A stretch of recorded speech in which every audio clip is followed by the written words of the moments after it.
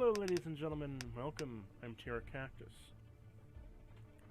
Ready, just after you make sure these two won't go anywhere soon, I backed to the door and began to move.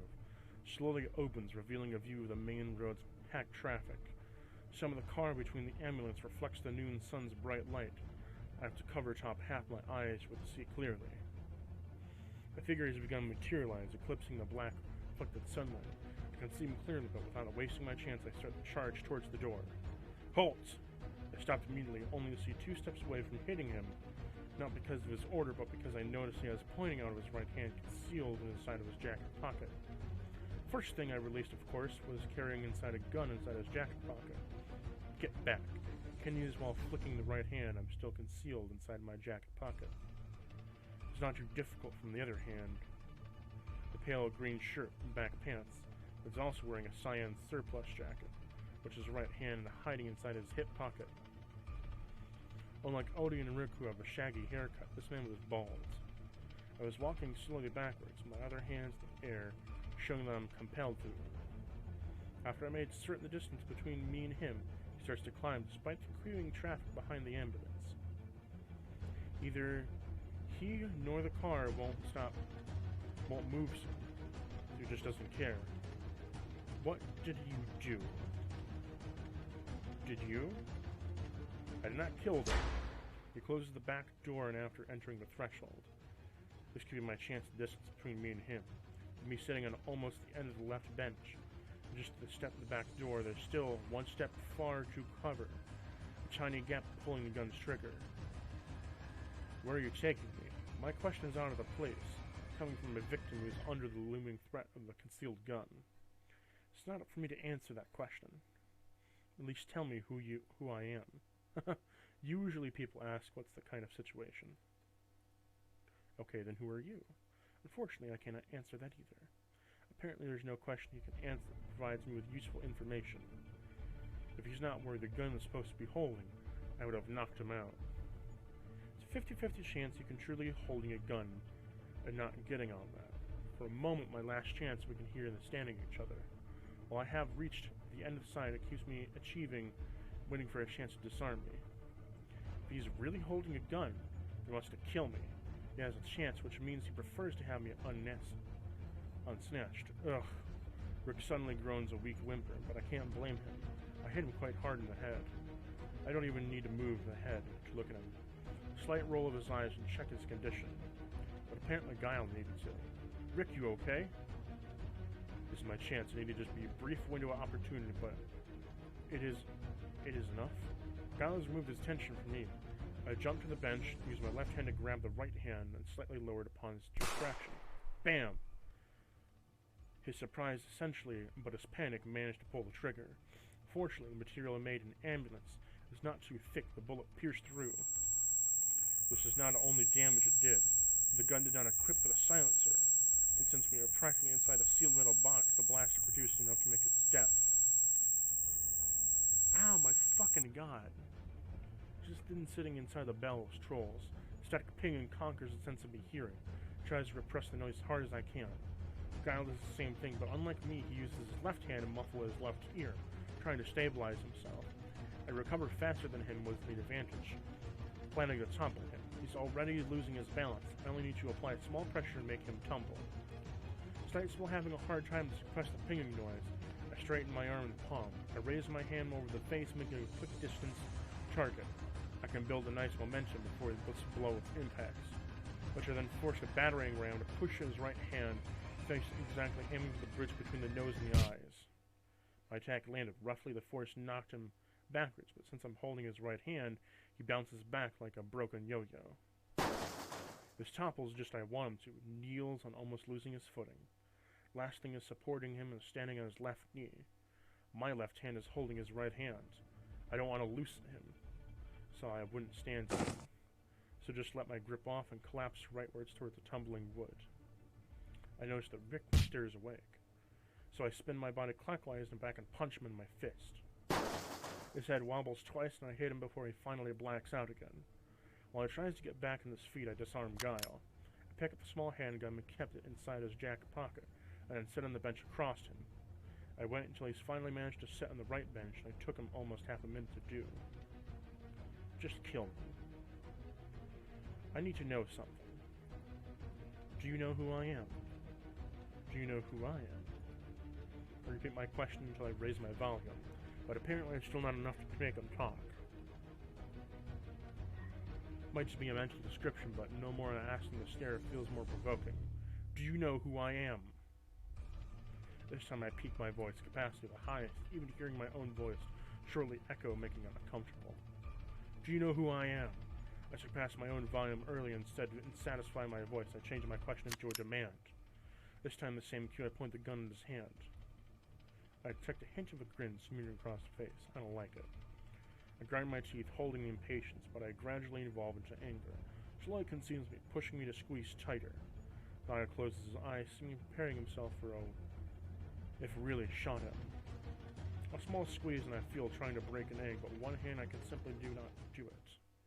I hyperventilate after getting rid of the gun in Jim's face, trying to calm myself down. Oh, this cursed thing that possessed me. I realized that I was only hold guilt, not a murderer. I did not crash in a helicopter. There was not a word it said about me. Soon after I found myself calmer, I noticed Goliath smiling. Why are you looking at me? You feel it, don't you? What? I can see right through you. What the fuck is this guy talking about?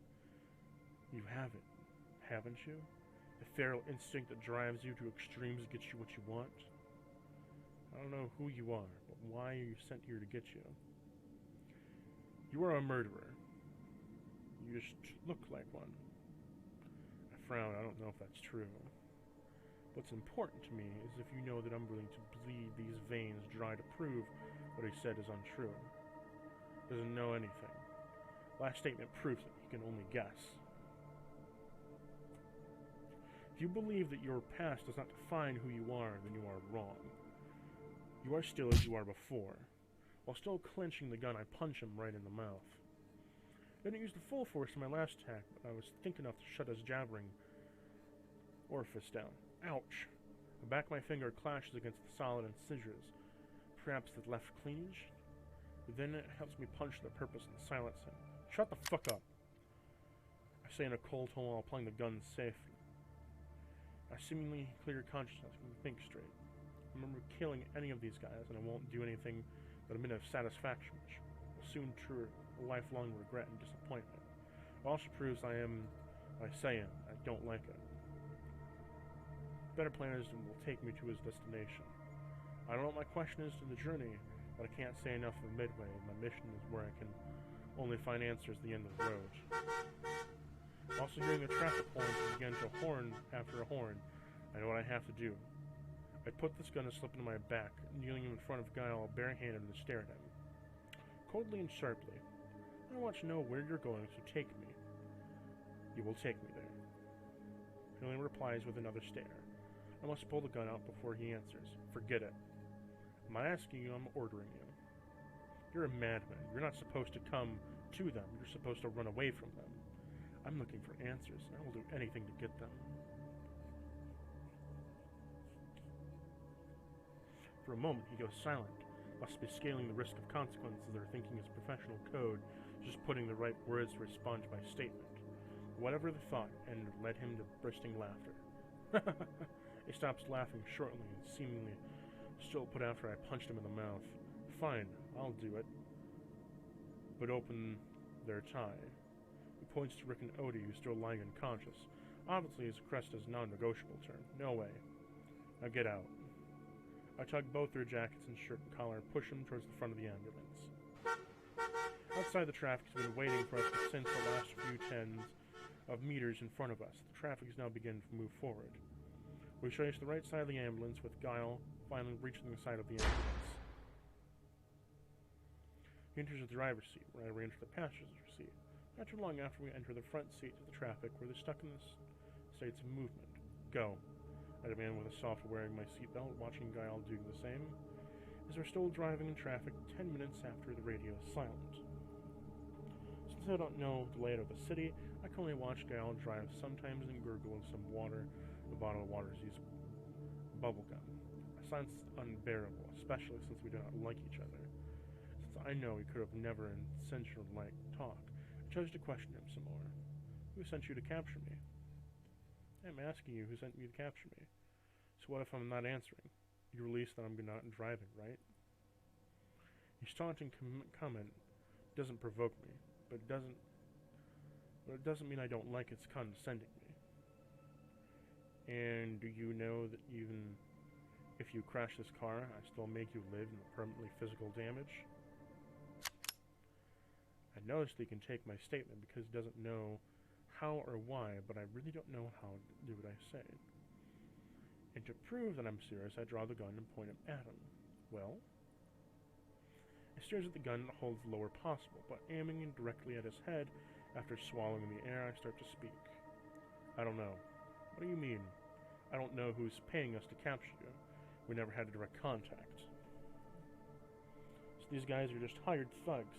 No importance of any kind. You heard me, you were talking to someone on the supervisor. Who was he? I don't know. Don't lie. I don't, okay. We're only getting a short text derivative from a mobile phone. This one? I ask after I draw a long candy bar mobile phone. The interface briefly highly mobile requires a password to access the main menu. I take it as a yes. What's the passcode? Looks to me having to save the time in choosing to answer the question or not. The supervisor will know the one who organizes our targets and sends him our assignments from the phone. As we succeed at the transfer of our payment, we never get him face to face. So the supervisor is not the highest boss then? I don't think so. Fucking useless. By this way, you're taking me. In 20 minutes, do you see our destination? Knock knock. Suddenly twice banging noise against the wall separates the front seats to the back door. I could be heard. What is the meaning of this? So things have just been stalling? Sorry, Lieutenant. But I've told you too much. That's right. They had a plan, that I fell into their trap. I've underestimated them. Despite the inexperience of the hand-to-hand combat, you're quite well coordinated. As the next operation style sharply turns the ambulance rightward, and hit the tight gap between releasing a sudden shift, hitting the wall of a small store. Guile reaches for my seatbelt to release it. I can see him smiling before the ambulance, the front sole interface in considerable force. Even in a tight time gap between release, Guile had released my seatbelt, hitting my wall. My brain went into the drive, figuring how I could minimize the impact of my body. Replunging the seatbelt from the slot open, I take too much time to precaution. Do so is impossible, mere seconds. Covering my face, I felt both my hands not good enough. I could break my wristbands not doing it. Hiding under the dashboard is also not a good plan. Despite me being a long machine compartment between me and the front end of the seatbelt, this probably would get stuck or even worse, get crushed. The only sensible action would take it as a lie. Horizontal on the front seat would get thrown upon the impact. My whole body would be crushing through the dashboard. Take minimum damage. I'll have to worry about pieces of glass in the windshield in case it's shattering since I'm wearing a jacket. All I need to do is cover my face in it. Despite it seemed to have to take quite a long moment, thinking it wasn't even 1 second had passed since Guile released my seatbelt, and another one a second, even if I planned. I immediately dropped the body right after my side. I covered my head into my jacket. Soon after, I reached the position I want. Closed my eyes and braced for impact. For most people, this would have happened, but instinctively, it what happened for me. When I close my eyes and begin to oblivious to my surroundings, I can feel everything. How the front end crashes against the wall, solid texture of the wall, and how it forces the impact transfers through the front to the most to the backmost. My body was thrown forward and clashed against the dashboard. I was expected myself to fall into the gap below the dashboard and the seat, but I was bounced to the seat, back into the seat instead. Next thing as I ran, shattered the glass and the thick fabric protected me, while the sharp edges of the part from the side clashed the dashboard. I'm fine. After all I passed, I slowly opened my eyes. I could feel something moving inside my left pocket.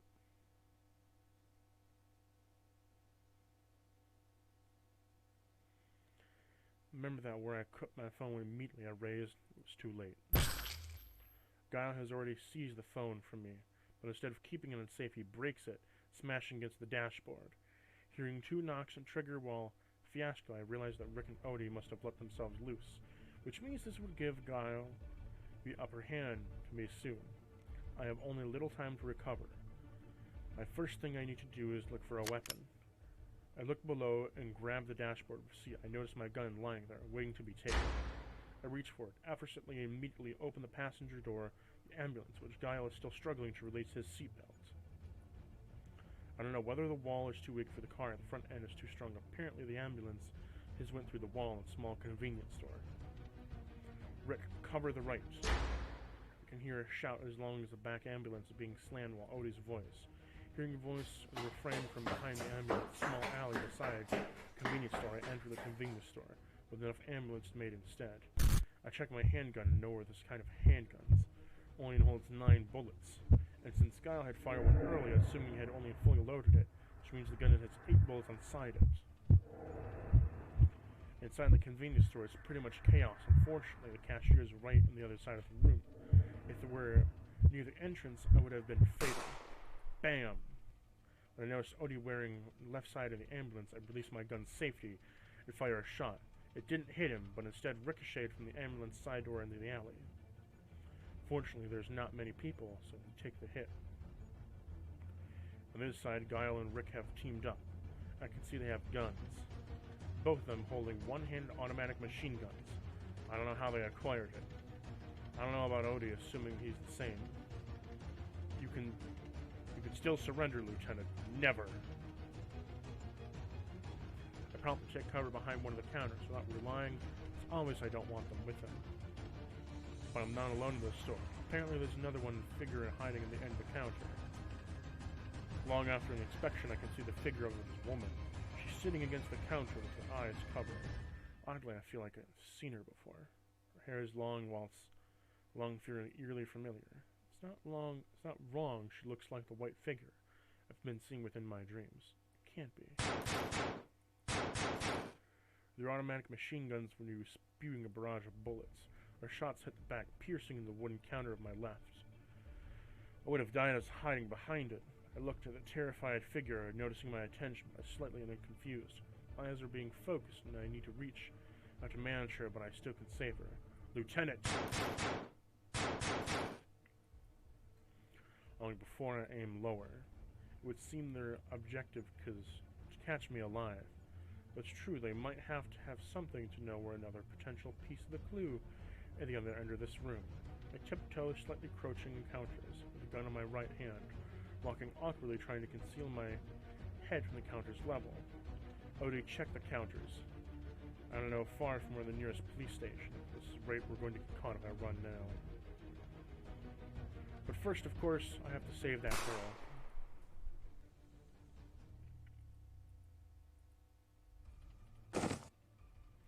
Odie tumbles as soon as I feel him nut head pierce through the half-calf, streaming resemblance that I'd hit him. He's there!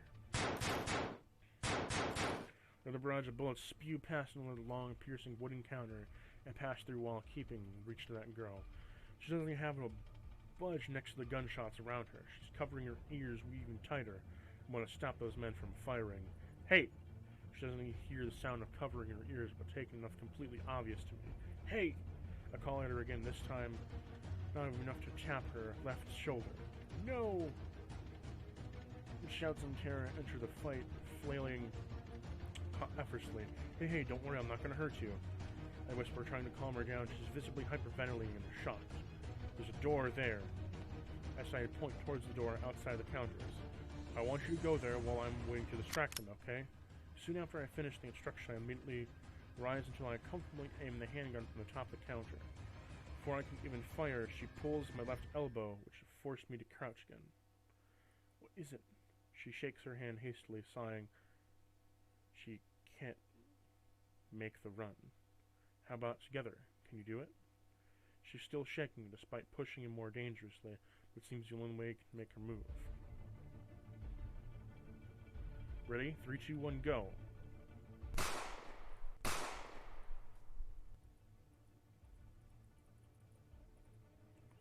The girl immediately goes out the door, the right, since it supposedly leads directly to the streets. I pull her away to tell her to go the other way. Follow them.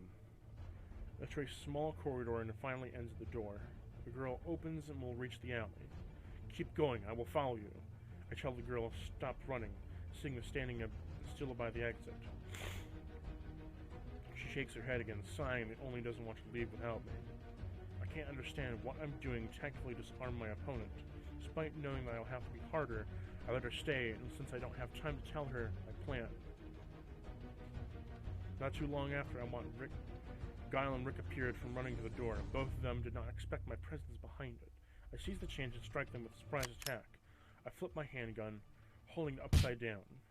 While under the hand, I use to knock Rick's right shoulder. Upon feeling my swift attack, Rick falls and drops his machine gun. After Guile turns around and starts with the swing of his right hand a machine gun at me. He is fast, but not fast enough, not far enough. Before Guile is at the point machine gun at me, I can block my left hand. Then I reach in a straight line and shot my face. After I caught my hand, I continues backwards, slapping his right hip, using right fist after I drop my handgun. Twice to hardly stroke right before I can use the valley between my right thumb and index finger, below his windpipe. Guile tumbles to his knees, toppling before him to kick out his chest with right foot. One down. I catch my breath, trying to conceal the stamina and use the Guile knockout. I notice the girl watching me from afar, hiding behind a wall, housing to my right. She is safe. I stop to take care of Rick. I turn around and did not notice that Rick was recovered. Rick punches me in the cheek, using his left hand. I get thrown to the step and continues to kick me before I hit my left knee. His sweep makes me fall and collapse to my back. He continues sitting on my stomach before I can pin him, manage to block him from sitting on my abdomen, pulling my right knee to his chest.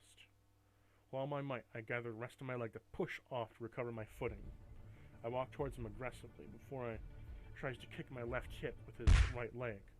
I block his attack, lifting my knee up to his chest and immediately drop my leg before he can topple me. He takes a stance, putting his fist in front of me. He throws two jabs, which I can avoid, swaying rightwards to block with me. Right hand. But then I realize that his yet unleashed hand-to-hand combat capacity. He's only learning my fighting style. I don't want to take the chance, so I throw another jab to block or avoid instead. I punch the left jab right fiercely. I do feel the pain. I'm trying to disengage the hard as I can. Rick pulls the left back. I can feel his only fist, and I know he can feel more than I can ache right in my hand.